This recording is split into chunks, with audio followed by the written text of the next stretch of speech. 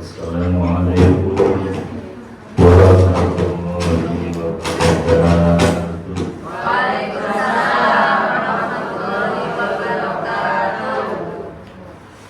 Bismillah, alhamdulillah, wassalatu wassalamu ala rasulillah wa ala alihi wa ashabihi wa la hawla wa la quwwata illa billah, amma ba'd. Hadirin muhtaramin, para alim ulama, para kiai, para penyanyi, asatidz-asatidzah yang sama-sama kita taati, yang saya hormati Bapak Haji Habib Al-Wakas, ibu-ibu, hadirin hadirat yang dirahmati Allah. Alhamdulillah Rabbil Alamin, kita bersyukur kehadirat Allah Subhanahu wa Ta'ala atas izinnya kita bisa bertemu dan berkumpul di majelis yang barokah ini untuk melaksanakan rutinitas kita, yaitu pengajian kitab Wasiatul Mustafa. Salawat dan salam semoga tetap tercurahkan atas junjungan kita Nabi Muhammad Sallallahu Alaihi Wasallam. Baik, untuk mengawali, mari kita baca sholawat dan fatihah. Shallu ala Nabi Muhammad. Salli wa sallim da'iman ala Muhammad. Salli wa sallim da'iman ala Muhammad والآل والأصحاب بمن قد وحدا والآل والأصحاب بمن قد وحدا bersama Salli wa sallim da'iman ala Muhammad. Salli wa sallim da'iman ala Muhammad ali wal ashab iman qad wahada wal ali wal ashab iman qad wahada. Ya Allah, kula nyuwun barokah ing wulan Rajab. Ya Allah, kula nyuwun ibadah kula tambah seger. Ya Allah, kula nyuwun iman Islam ingkang mantap. Ya Allah, kula nyuwun kenikmatan ingkang jangkep. Sholli wa sallim da'iman ala Muhammad. Sholli wa sallim da'iman ala Muhammad والآل والأصحاب بمن قد وحدا والآل والأصحاب بمن قد وحدا. Ya Allah, mugi paring barokah ing wulan Sya'ban. Ya Allah, mugi paring nikmat seger kuwarasan. Ya Allah, mugi paring rizki halal kecukupan saged damel sangu nindakake kesaenan. Sholli wa sallim da'iman ala Muhammad.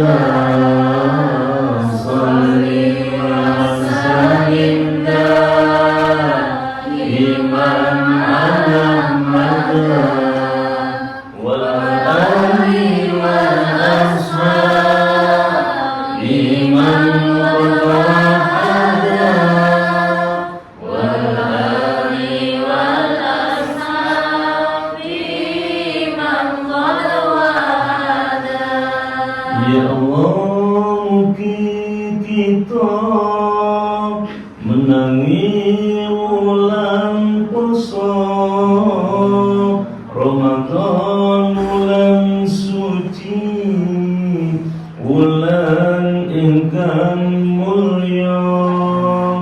Ya Allah, mugi kita tansah pikantuk ridho, urip bahagia wonten alam dunya, wonten akhirate sami mlebet swarga. Sholli wa sallim daiman ala Muhammad. Sholli wa sallim daiman ala Muhammad wal ali wal ashab imam qad wahada wal ali wal ashab imam qad wahada. Doa Rajab. Allahumma barik lana fi Rajab, Allahumma barik lana fi Rajab wa sya'bana wa balighna Ramadana wa sya'bana wa balighna Ramadana. Siril Fatihah.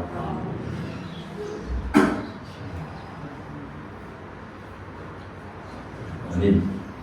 Para jamaah yang dirahmati Allah, sebagai prolog bahwa dari 12 bulan yang ada dalam Islam terhitung mulai Muharram sampai Zulhijjah, maka ada 4 bulan yang dihormati, ada 4 bulan yang dimuliakan. 4 bulan tersebut adalah 1 bulan Zulqa'dah, 2 bulan Zulhijjah, 3 bulan Muharram, yang keempat bulan Rajab. Ini ada di surat At-Taubah ayat 36. Nah, sekarang ini kita berada di bulan Rajab, salah satu dari 4 bulan yang dihormati tersebut. Lalu kiat apa yang kita lakukan di bulan Rajab ini seyogianya? Yaitu diantaranya adalah yang pertama, kita jauhi segala bentuk perbuatan atau ucapan yang tercela dosa dan maksiat kepada Allah. Satu, kita jauhi maksiat. Yang kedua, kita berusaha amal soleh sebanyak-banyaknya, amal kebaikan sebanyak-banyaknya. Di antara amal utama di bulan Rajab, 1, banyak membaca sholawat Nabi. Yang kedua, banyak membaca ayat suci Al-Quran. Yang ketiga, diusahakan berpuasa walaupun 1 kali atau 1 hari. Kemudian yang keempat, tidak kalah pentingnya, kita ingat peristiwa Isra dan Mi'raj Nabi Muhammad SAW, yang inti daripada Isra dan Mi'raj itu hasilnya adalah perintah melaksanakan sholat sehari 5 kali, bukan 5 hari sekali. Oleh karena itu, mari kita tengok kembali keberadaan sholat kita masing-masing. Nanti di bulan Rajab ini ulang tahun perintah sholat yang keberapa ini? Begitu nih. Kita tengok kembali bagaimana sholat kita masing-masing. Di antaranya bagaimana sholat kita sudah jangkep 5 waktu atau masih bolong-bolong.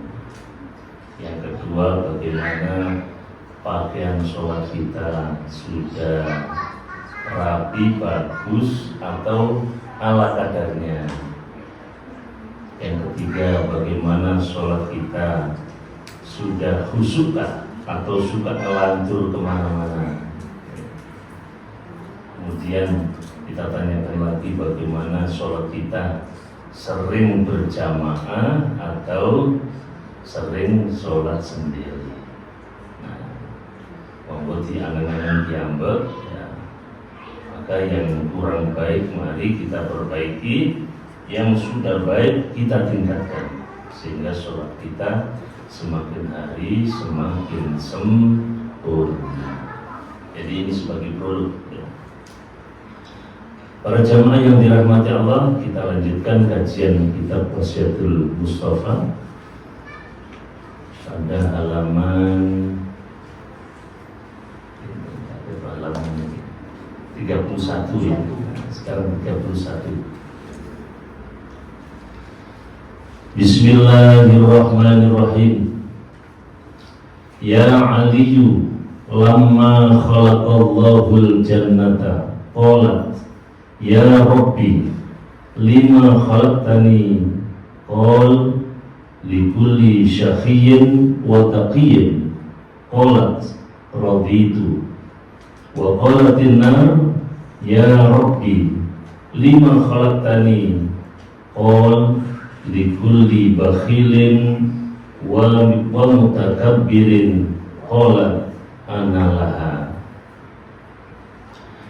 Ya Aliyu, hai Sayyidina Ali, lama tatkalane khalaqa dadiake sapa Allahu Gusti Allah al jannata ing swarga, olat mongko matur sapa swarga, ya Rabbi do Gusti lima keranten sinten khalaqtani damel panjenengan ing kula qol dawuh sapa Gusti Allah likulli kaduwe saben-saben wong sakhiyin kang lomo dermawan loman wataqiyin lan bertakwa.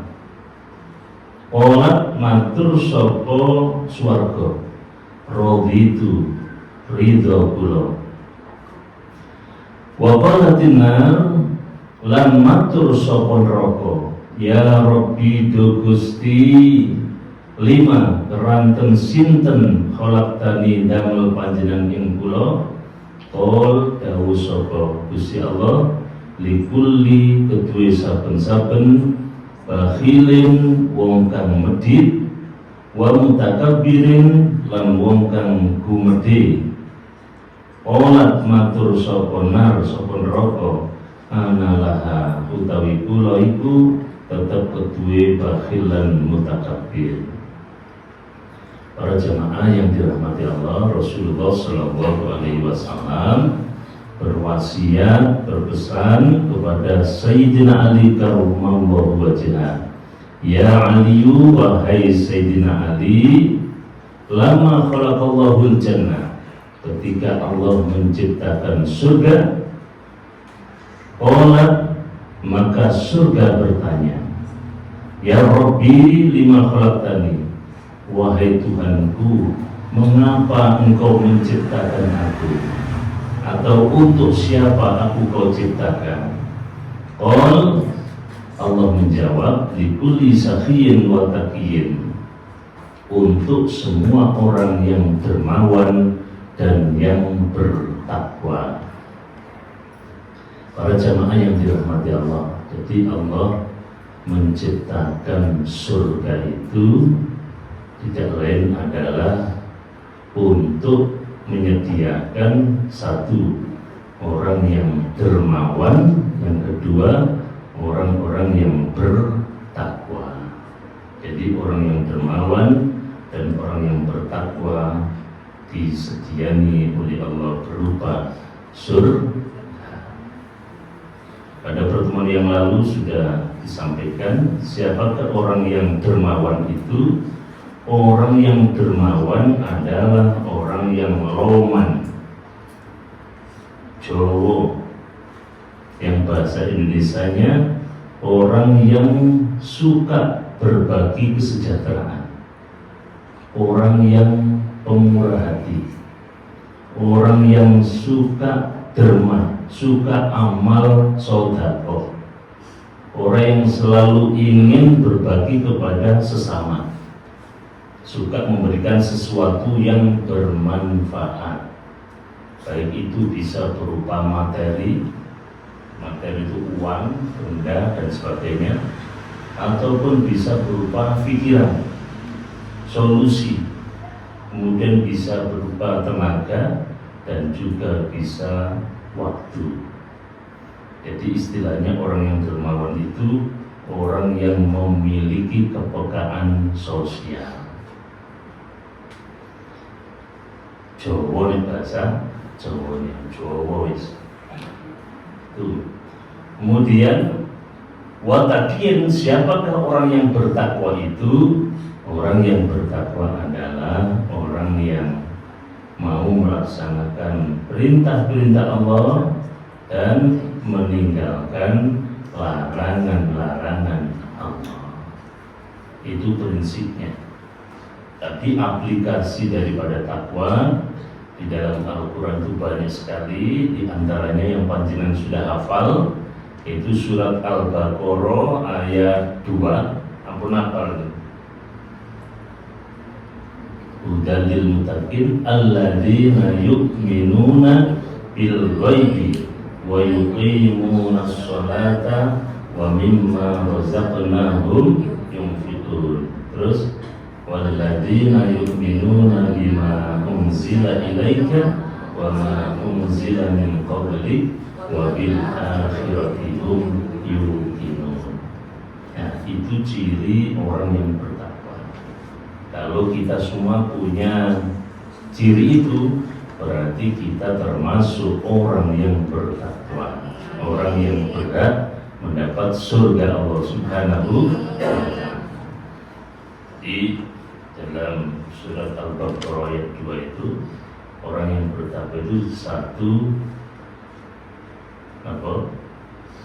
Alladzina yu'minuna bil ghaib, yaitu orang yang beriman dengan barang yang gaib. Napa barang gaib? Barang sing ono tapi gak ketok. Ono tapi gak ketok. Apa itu ono tapi gak ketok? Ya, utamanya adalah Allah Subhanahu wa ta'ala satu. Berarti yakin iman kepada Gusti Allah. Apalagi iman juga kepada malaikat. Percaya kalau ada malaikat yang jumlahnya, kita jumlah malaikat, jumlahnya sebanyak hitungan pasir di lautan. Pinter gak kena dihitung. Jadi jumlah malaikat itu tidak bisa dihitung, yang tahu hanyalah Allah Subhanahu wa ta'ala. Cuma yang wajib kita ketahui jumlahnya 10. Karena wajib diketahui, panjenengan harus tahu, harus hafal. Kalau tidak hafal ya berdosa, wajib. Kira betul. Satu, malaikat Jibril bertugas menyampaikan wahyu. Malaikat Mikail bertugas membagi rezeki. 3, malaikat Israfil peniup sangkakala. Nomor sekawan Israel. Nah itu tuh kenal lagi, kapan-kapan terkosa aja gitu. Israel pencabut nyawa. Mungkar Nakir penanya dalam kubur. Raqib Atid, Raqib mencatat amal kebaikan, Atid mencatat amal kejelekan. Terus Malik Ridwan, Malik penjaga neraka, Ridwan penjaga surga. Sampun hafal ya? Pun kenal kali malaikat ini. Insyaallah. Sing jelas panjenengan jejer niku di antaranipun ya, malaikat Israel. Nah itu mesti nemoni niku malaikat Israel. Nanti akan menampakkan diri. Ya. Kira-kira pun nanti diparani kok dereng. Dereng. Dereng apa dereng Semerap? Nanti kalau sampai akan ciri ini yang saya tahu di parani Israel itu diantaranya satu, rambutnya sudah berubah.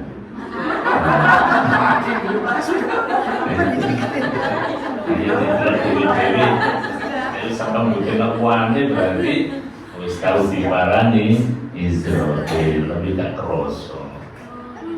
Itu satu. Yang kedua, titipi penyakit asam urat, kolesterol, darah tinggi, semacam itu bukti kalau sudah pernah dihampiri oleh malaikat Israel.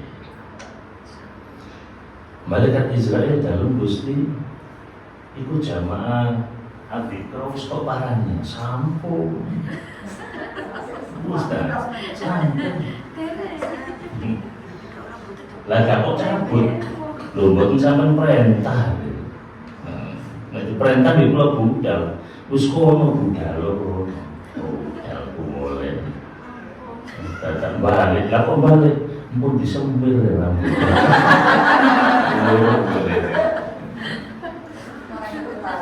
Malaikat pangling.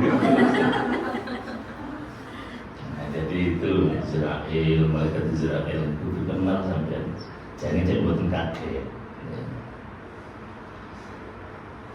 Kemudian, lah kalau kepin Israel datang kepada kita dalam kondisi yang bagus, yang tidak mengejutkan, nah kita harus berbuat baik. Sebab dalam riwayat itu dijelaskan kalau yang didatangi itu orangnya bukan orang yang baik-baik, maka Israel akan berubah wujud menjadi makhluk yang sangat menyeramkan. Israel terus mungkar nakir ya, karena itu biasanya panjenengan seto dikubur, terus yang ngubur itu pulang ya, sampai sandal terakhir sudah tidak terdengar, itu malaikat mungkar nakir datang. Katanya sih dengan suara yang keras mengejutkan. Sampai tenang ya, tenang. Motif ngajar itu sampai seneni. Oh coba banter kok. Jadi kalau yang melayat itu sudah pulang, kemudian mungkar nakir datang untuk menanya beberapa pertanyaan. Pertanyaan sudah bocor, ya. Ibarat tamas gitu sudah bocor soal ini. Ini ada guyonan ini. Gus Dur itu sampai sekarang belum ditanya mungkar nakir katanya. Boleh kok, karena leren di sini yang ziarah yang pernah sepi ya. Saya kemarin dari sana Masya Allah kan sepi, jadi tidak ada sepinya. Untuk umum dibuka jam 8 pagi sampai jam 3 sore. Nah, untuk umum, jadi untuk keluarga, untuk yang pondok itu sewaktu-waktu. Kemudian buka lagi jam 8 malam sampai jam 3 malam. Ya. Dari panjenengan ke sana supaya tahu waktu-waktu ini ya. Jadi jam 8 pagi sampai jam 3 sore, kemudian jam 8 malam sampai jam 3 malam. Mungkar nakir terus malaikat sinten malih Raqib Atid. Raqib Atid selalu mencatat ya. Jadi kita harus sadar bahwa setiap kita melakukan kebaikan maka Raqib mencatat, kita melakukan kejelekan, Atid yang mencatat. Masuk malaikat Ridwan, malaikat Malik itu harus kenal, ada cirinya. Kalau malaikat Malik itu tidak pernah tersenyum, soalnya jauh rokok. Mati itu murung nggak apa, terus tak boyuk. Biasanya tersenyum satu kali, ketika Rasulullah Isra dan Mi'raj diantarkan ke neraka. Assalamualaikum warahmatullahi wabarakatuh. Orang rokok mana gitu. Nah, kalau malaikat Ridwan selalu tersenyum. Makanya ciri ahli surga itu sudah kelihatan di sini. Terus pokoknya wong buyang, mesem lah. Itu calon penghuni surga. Pokoknya kan buyang-buyut dewi karena wangi. Nah, ciri penduduk neraka sudah kelihatan di sini, yaitu sumetro, pokoknya tembuyut pelas. Para jamaah yang dirahmati Allah, jadi satu orang yang bertakwa itu iman dengan adanya yang gaib, itu termasuk Allah, termasuk malaikat. Terus percaya adanya setan dan tidak kelihatan gaib, barang-barang gaib. Kemudian yang kedua, wa yuqimunas shalah, mendirikan sholat. Tidak mengerjakan sholat ya, tapi di sini adalah mendirikan sholat. Kalau mengerjakan sholat itu pokoknya sembahyang asal-asalan ya. Tapi di sini wa yuqimunas shalah, mendirikan sholat. Bagaimana mendirikan sholat itu? Ya, syarat rukunnya diperhatikan, pakaiannya diperhatikan, ya, waktunya nggak diolor-olor. Ya. Jadi ibu-ibu sering mana tepat waktu dan olor-olor ya. Ada yang sholatnya syarif, asal campur maghrib. Nah, jadi yang mendirikan itu tidak pernah diolor-olor berarti. Ya. Kemudian termasuk kekhusyuan di dalam sholat itu diperhatikan semua. Wa yuqimunas sholat wa mimma razaqnahum yunfiqun, mau menafkahkan sebagian hartanya di jalan Allah, mau menginfakkan sebagian hartanya. Jadi termasuk loman. Terus walladzina yu'minuna bima unzila ilaika wa ma unzila min qablik, yaitu beriman dengan kitab-kitab Allah yang diturunkan Allah, yaitu kitab Al-Quran dan kitab-kitab sebelumnya, Taurat, Injil, Zabur. Percaya dengan itu. Kemudian wabil akhiratihum yuqinun, dengan hari akhirat yakin dengan hari akhirat. Hari akhirat itu yang dimulai dari kita meninggal, terputusnya nyawa kita dari badan ini. Kita mulai dari itu masuk ke alam barzah. Setelah alam barzah sekian lama menunggu sampai hari kiamat, ya. Kemudian kita dibangkitkan, yaumul ba'ats, kita dibangkitkan. Kemudian habis dibangkitkan kita dikumpulkan di padang mahsyar, kemudian dihisab, kemudian ditimbang, kemudian lewat sirat. Nah, disitulah kita masuk neraka atau masuk surga, ya, surga dan neraka. Iman dengan adanya itu semua. Lah inilah orang-orang yang bertakwa. Kira-kira masuk itu? Masuk sekalian itu? Ya, satu iman yang gaib masuk. Yang kedua mendirikan sholat, panjenengan di sholat. Ya. Yang ketiga suka beramal. Ya. Jangan dia suka beramal. Sering budi amal kali ngomel. Oh, seimbang ya. Ya. Kemudian Al-Qur'annya dibaca, dipelajari, kemudian yakin tentang hari akhir. Kalau di surat Ali Imran 133 dijelaskan orang yang bertakwa itu cirinya yang pertama, alladzina yunfiquna fis-sarra'i wad-dharra. Orang yang mau menafkahkan hartanya di saat lapang maupun di saat sempit. Waktu kaya mau beramal, miskin pun tetap mau beramal. Waktu jaya mau beramal, jatuh bangkrut sekalipun tetap mau beramal. Jadi memang punya memang pemurah hati, memang suka untuk berbagi, memang sifatnya seperti itu. Kemudian yang kedua, wal kadhiminal ghaidha. Orang yang bertakwa itu kalau marah cepat mereda, nek muring-muring cepat ngamali, gak diterus-terus.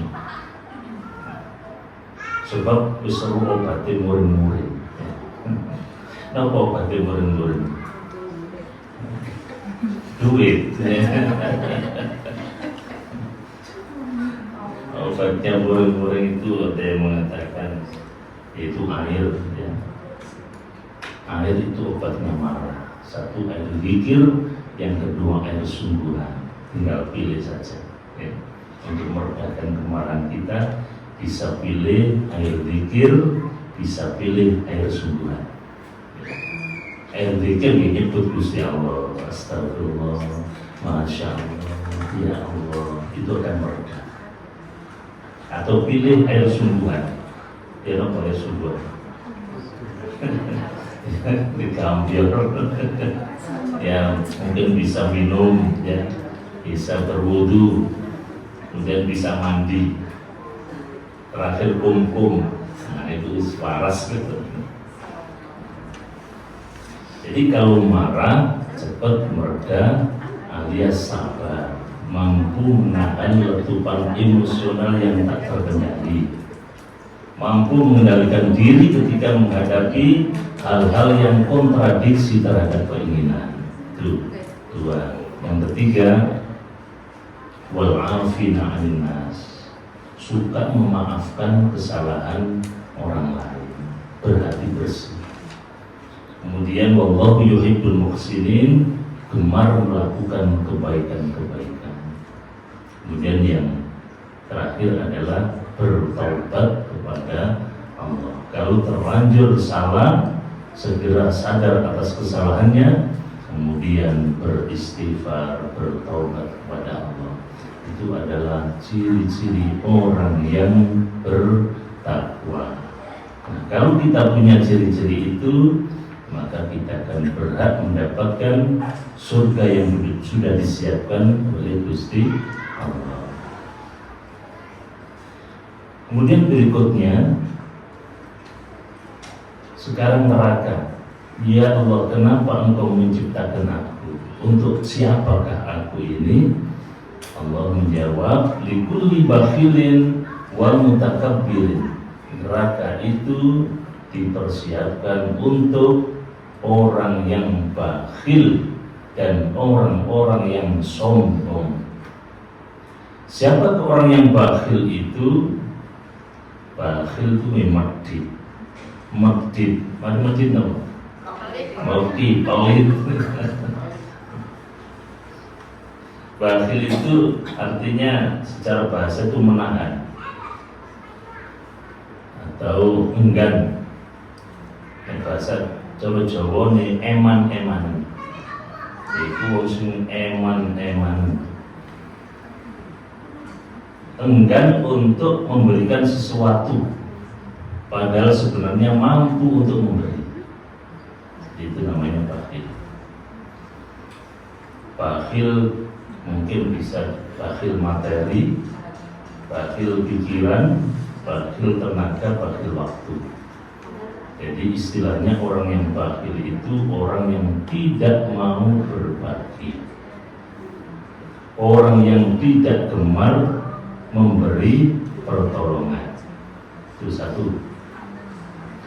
Ada lagi yang disebut bakhil, yaitu orang yang apabila disebut nama Nabi kemudian tidak respon. Allahumma Muhammad. Respon berarti tidak bakhil. Yang bakhil Kemudian yang kedua, orang yang disiapkan neraka oleh Gusti Allah adalah wa mutakabbirin, orang yang takabur, orang yang sombong, melete, normal.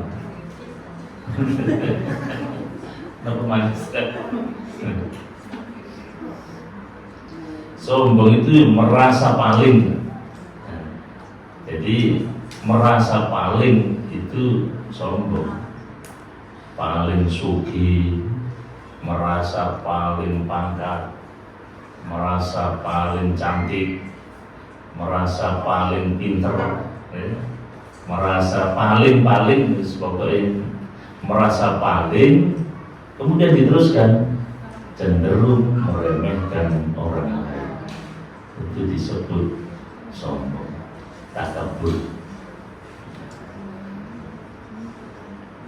Tapi takabur yang besar, ada takabur yang paling besar, yaitu orang yang tidak mau menerima kebenaran dan orang yang tidak mau sujud kepada Allah Subhanahu wa Ta'ala, termasuk orang singkat sembahyang. Jadi orang yang tidak sholat itu adalah orang yang paling sombong karena tidak mau sujud kepada Allah Subhanahu wa Ta'ala. Sombong itu paling dibenci Gusti Allah, sifat sombong. Termasuk iblis itu diturunkan dari surga. Itu dikarenakan apa? Satu, hanya sombong. Sombongnya di mana? Itu ketika diperintah sujud kepada Nabi Adam, ternyata dia menjawab, khalaqtani min nar wa khalaqtahu min tin. Ya Allah, kenapa aku sujud kepada Adam? Aku kau ciptakan dari api, Adam kau cipta dari tanah. Unsur api lebih mulia daripada unsur tanah. Akhirnya tidak mau sujud. Ini karena sombong. Jadi Allah sangat benci kepada orang yang sombong. Oleh karena itu disiapkan dengan neraka.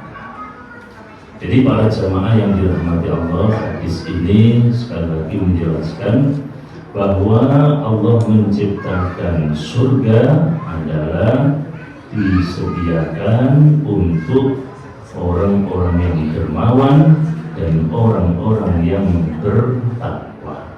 Kemudian Allah menciptakan neraka, dipersiapkan, diperuntukkan kepada orang-orang yang bakhil dan orang-orang yang sombong. Para jamaah yang dirahmati Allah, kemudian berikutnya satu lagi Nabi. Bismillahirrahmanirrahim. Ya Aliyu, man khalafa hawahu kanatil jannatu ma'wa, wa man ata'a hawahu kanat jahannamu mathwa. Ya Ali, wahai Sayyidina Ali, man utawi sapa wonge khalafa iku nulayani sapa man, nentang sapa man hawahu ing hawa nafsune man, kanati mongko ono apa al jannatu swarga iku makwahu panggonane man. Waman lan utawi sapa wonge ata'a iku anut sapa man hawahu ing hawa nafsune, kanat mongko ono apa jahannam, neraka jahannam, maswahu iku panggonane man. Rasulullah Shallallahu Alaihi Wasallam berpesan kepada Sayyidina Ali, ya Ali, wahai Sayyidina Ali, man khalafa hawahu, barang siapa yang menentang hawa nafsunya, pandai mengendalikan hawa nafsunya, kanatil jannatu ma'wahu, maka surga adalah tempatnya. Wa man ata'a hawahu, dan barang siapa yang mengikuti hawa nafsunya, kanat jahannamu mathwahu, maka nerakalah ganjarannya. Para jamaah yang dirahmati Allah, ini Rasulullah menyampaikan kepada Sayyidina Ali dan tentunya kepada kita semua. Hanya saja kita tidak jumpa langsung dengan baginda Nabi Muhammad SAW. Barang siapa yang menentang hawa nafsunya, maka surga tempatnya. Dan barang siapa yang taat dengan hawa nafsunya, maka jahanam adalah ganjarannya. Para jamaah yang dirahmati Allah, berbicara tentang nafsu. Nafsu ada yang mengatakan ada 3. Kalau Syekh Imam Nawawi menyampaikan bahwa nafsu itu ada 7. 1 ada nafsu namanya amarah, nafsu amarah bisu, yaitu nafsu yang dominan untuk melakukan kejahatan. Arti nafsu ini selalu mengajak kejahatan. Tempatnya nafsu amarah itu di dada, fi sadri, itu di dada. Nafsu amarah ini selalu mengajak, diantaranya adalah mengajak kikir, mengajak medit, mengajak tamak, serakah, mengajak iri, dengki, hasud, mengajak sombong, dan mengajak nafsu syahwat serta marah. Ini tugasnya nafsu amarah. Jadi pada diri kita itu ada nafsu amarah yang selalu mengajak itu semua. Yang kedua ada nafsu lawamah. Nafsu lawamah itu bersemayam dalam hati. 2 jari di bawah bundar-bundar susu ini maksudnya. 2 jari di bawah pentol, ya. Di bawah pentol, sebelah kiri di bawahnya. Nafsu lawamah. Nafsu lawamah ini selalu mengajak menipu, mengajak membanggakan diri, mengajak gosip, mengajak riya, mengajak dolim, berbohong, dan mengajak lalai, lupa diri. Itu nafsu lawamah. Yang ketiga ada nafsu mulhimah. Nafsu mulhimah itu bersemayam di ruh. Itu 2 jari di bawah itu tadi sebelah kanan.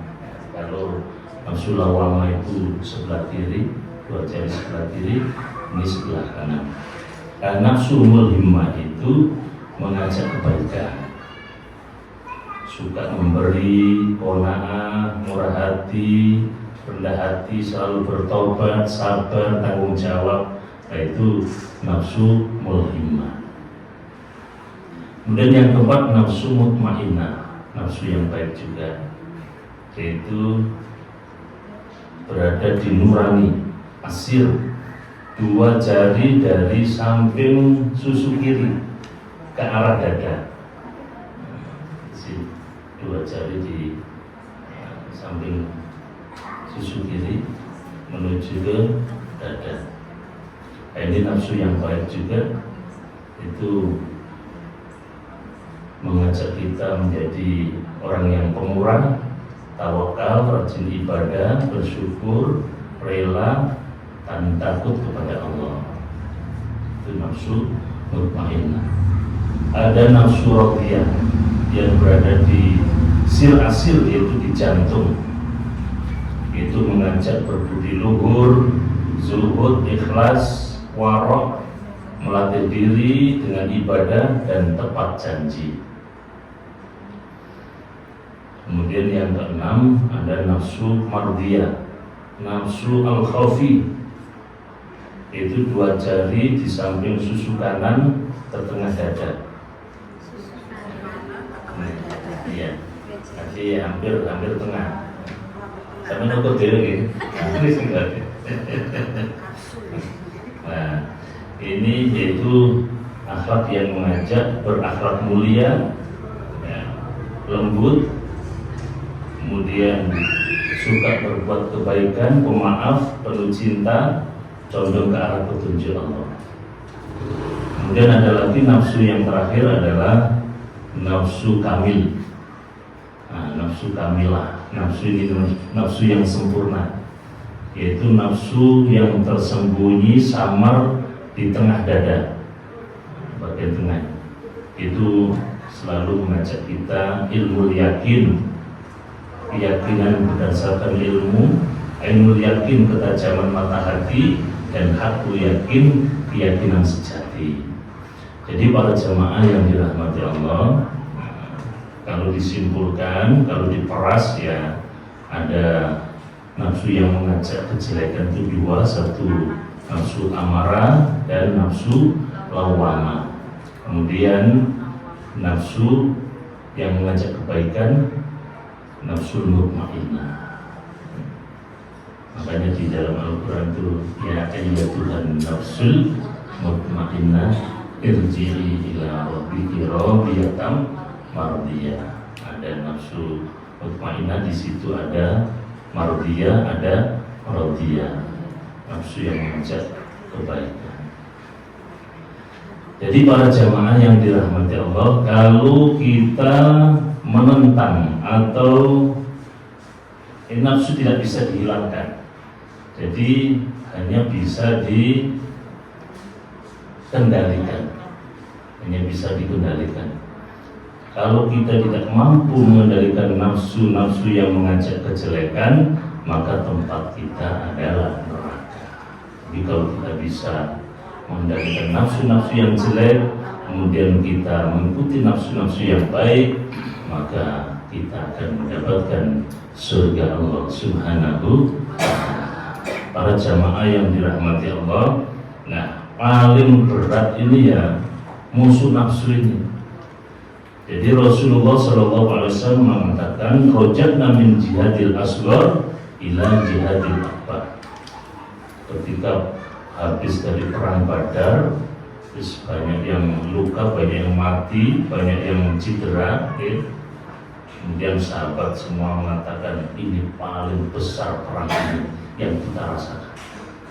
Ternyata Rasulullah datang, perang ini bukan perang yang besar, ada yang perang lebih besar lagi. Rojatna min jihadil asghar ila jihadil akbar. Kita ini pulang dari perang kecil menuju perang yang besar. Perang yang besar itu perang yang mana lagi ya Rasul? Wadiya jihad nafs, yaitu jihad perang melawan hawa nafsu. Jadi para jamaah, ini yang dapat saya sampaikan, semoga bermanfaat bagi kita semua. Dan kita harus tahu bahwa penghalang kita menuju Allah itu ada 4. 1 setan, 2 harta, yang ketiga manusia atau makhluk, yang keempat adalah nafsu. Jadi 4 ini yang paling berat adalah nafsu. Karena apa? Nafsu itu bersemayam di dalam diri kita, sedangkan yang lain di luar tubuh kita. Baik, barangkali ada yang ditanyakan, monggo.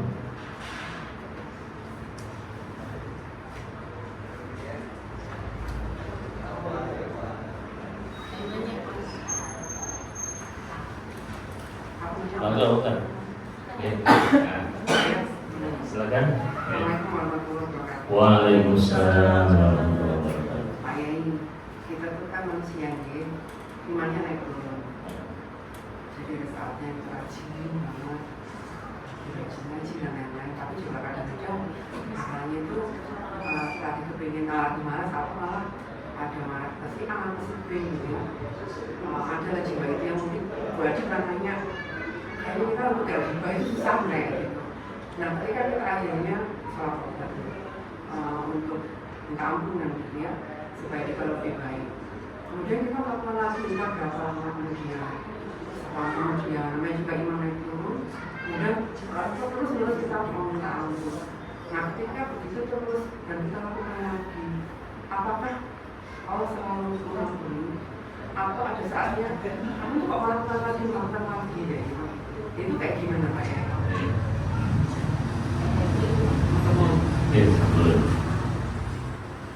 Para jemaah yang dirahmati Allah, pertanyaan yang bagus ya. Yang intinya setelah melakukan kejelekan, melakukan maksiat dosa, kemudian minta ampun, kemudian lakukan dosa lagi, minta ampun lagi, lakukan dosa lagi, minta ampun lagi. Apa Allah bosan gitu? Oh pancet aja, apa gitu? Tidak. Pancet aja. Allah itu berbeda dengan kita, ya. Kalau kita itu dimintai 1-2 kali oke, ya. Tapi kalau sudah ketiga dan keempat seterusnya, jangan berkira. Ay pancet aja. Tambah muring-muring. Jadi kalau manusia itu dimintai terus ya bosan, selesai muring-muring. Tapi kalau hamba minta ampun kepada Allah itu ditunggu. Allah itu sangat senang sekali. Ya, memang ditunggu. Jadi ditunggu tangisan jenengan. Ya. Tidak, Allah tidak bosan. Allah selalu membuka. Jadi masih bolak-balik apa? Ditunggu. Ya, jadi Allah sangat senang sekali kalau hambanya bertobat. Yang dikhawatirkan ketika di akhir hayat pas melakukan kejelekan itu namanya su'ul khotimah. Itu kita harus hati-hati. Jadi iman selalu kadang naik kadang turun. Yang jujur yang khusus. Iman kadang naik kadang turun. Bagaimana caranya supaya bisa naik terus?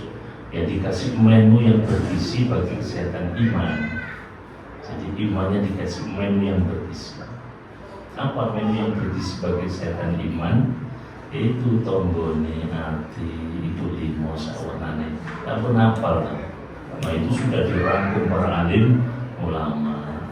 Satu maca Quran, angan-angan sama nane, baca Al-Quran. Kaping pilu sholat wong ngilat kemana. Kaping telu wong kang soleh kumpul, termasuk ngaji. Ngaji ini kumpul-kumpul dengan orang yang soleh-solehan. Kaping papat kudu weteng ingkang luwe berpuasa. Kalau nggak kuat berpuasa ya kalau makan jangan terlalu kenyang. Ya, setidaknya kalau makan jangan sampai melebihi porsi. Kemudian zikir wengi ingkang suwe, banyak berzikir. Lebih-lebih jadidu imanakum bila ilaha illallah. Perbaruilah imanmu dengan sering mengucap la ilaha illallah. Kalau itu dilakukan imannya tidak akan pernah surut. Tambah naik. Okay? Jadi Allah tidak pernah bosan. Allah menunggu. Okay? Allah sangat bergembira kalau hambanya merintih menangis memohon ampun. Okay? Monggo, barangkali bertanya enggak? Sini.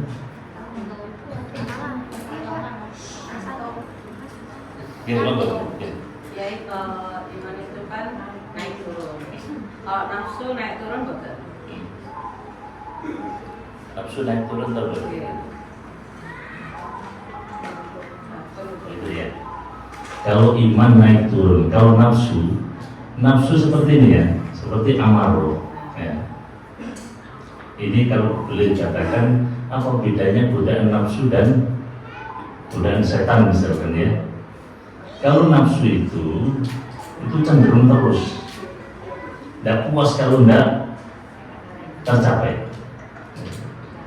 Seperti godaan, ini godaan setan atau nafsu ya. Bedanya kalau nafsu misalkan apa gitu ya, kita membenci seseorang ya. Kita membenci seseorang. Kalau nafsu itu nggak puas kalau nggak sampai kena.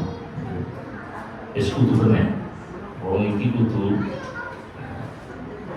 Tapi kalau godaan setan itu kadang bisa di tengah jalan, kadang tak jadi. Jadi bisa kadang jadi, kadang tidak. Yang penting setan itu sebenarnya ngelakon. Kemudian bisa berpindah dengan maksiat yang lain. Tapi kalau nafsu ya, satu tujuan. Jadi nafsu itu tidak ada henti-hentinya. Terus apa ya, nggak ada apa ya, yang kusuk, nggak ada naik turun, pokoknya lurus terus. Kayak nafsu, misalkan nafsu syahwat, ya harus kena, baru kan bisa diantisipasi, baru yang bisa mengantisipasi baru tidak kena. Jadi itu.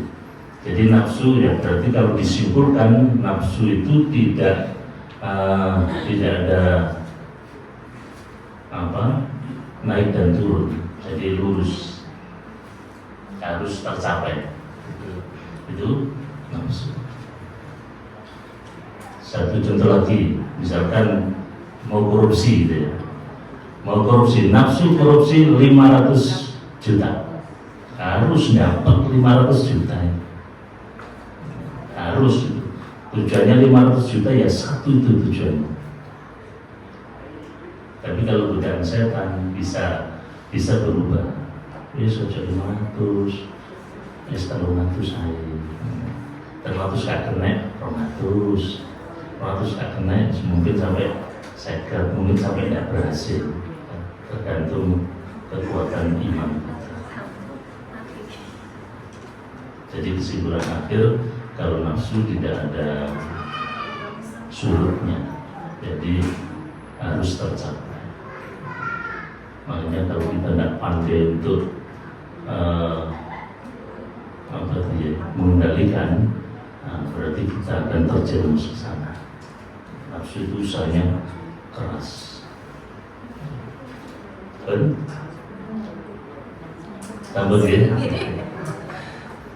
Ya, alhamdulillah, mudah-mudahan apa yang kita kaji pada malam hari ini dibarengi taufik hidayah Allah Subhanahu wa taala sehingga menjadikan ilmu-ilmu yang bermanfaat. Semoga kita termasuk hamba-hamba Allah yang disediakan berupa surga. Dengan catatan kita harus dermawan, kita harus bertakwa, kita harus pandai mengendalikan hawa nafsu. Al-Fatihah.